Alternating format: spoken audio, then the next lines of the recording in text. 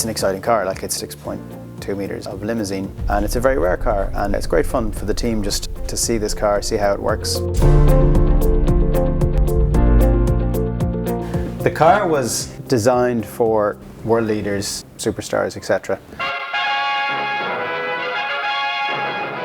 When you ordered a Mercedes 600, it was absolutely bespoke. You went in for a meeting, you were presented with all the different wood options, all the different interior options, colours, etc. You could have microphones between the front and the rear. John Lennon ordered one with a record player. There was, I think, 1 or 2 made for the Pope. A lot of famous stars had one. Hugh Hefner had 2, Elvis had 2. I know Jeremy Clarkson owned one. They're very much a collector's item now. The Mercedes 600 was initially conceived in the 1950s. The world was at a stage where projects like Concorde or putting a man on the moon were exciting, and they were seen as a very positive thing. The output of that process is fascinating, both in terms of Concorde and Mercedes. Pieces of engineering that were absolutely at the limit of what was possible. To design something that was so far ahead of its time, and that's what's really interesting about this car, that they achieved things in 1963 that were only later seen 20 years later in modern cars. The car has several systems. All of the windows are hydraulically operated, so there's no electric motors in the windows. So when the car is off, you can raise and lower the windows and they're completely silent.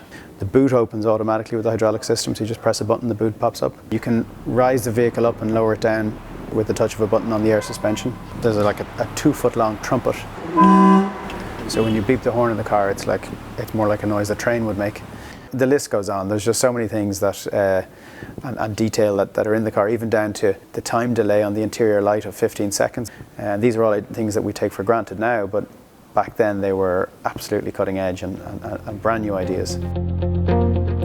We've been very lucky to find a customer and be asked to do this car for somebody who very much appreciates and understands the importance of this car in terms of motoring heritage and Mercedes heritage.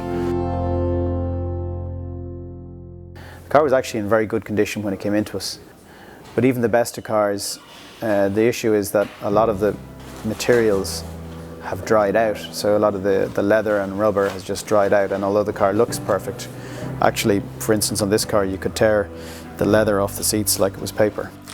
The main thing on these cars is just the colossal amount of work involved. We spent over 3,000 man-hours restoring the car. So for this restoration, we've stripped the car back to bare metal, repainted the entire car and making sure that it has an absolutely perfect finish. We've done all of the chrome, all of the interior, so new carpets, new leather, new headlining, and all of the wood. We have a full-time cabinet maker in the company, and he spent 5 months working on the wood on his own.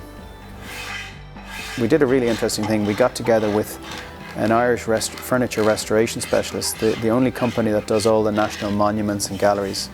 We went to crazy detail, like we were even putting the old lacquer under a microscope to count how many layers Mercedes originally put on the wood.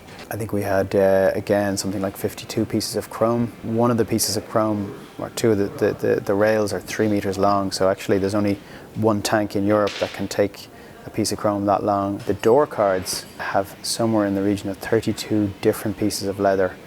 The instrument binnacle has 8 different pieces of leather just wrapped around in different format. We get all our seat work done by a specialist in Germany who has the original printing machine for the seats. We've restored the engine and the engine bay. All the piping has been replaced or refurbished. The process of installing the engine, it makes for an interesting day's work. The main challenge is when you're dropping in the engine into an absolutely pristine engine bay, you have to lower it in millimetre by millimetre, making sure that you don't scratch anything. So lowering 3/4 of a tonne when you probably have maximum a centimetre's clearance at the tight moments when it's going in is tricky work.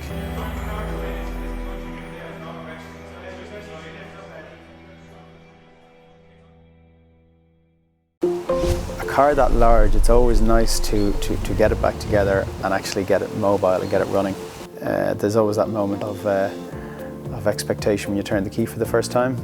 You know, if you're doing it properly, actually the engine starts first time because you're putting back together everything that's brand new.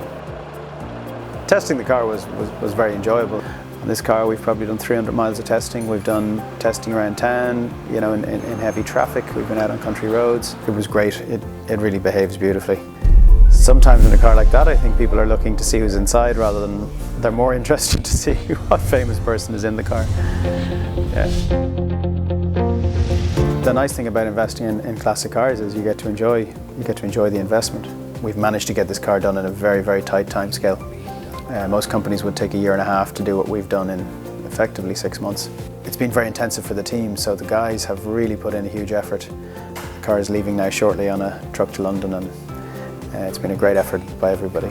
So we're about to breathe a big sigh of relief.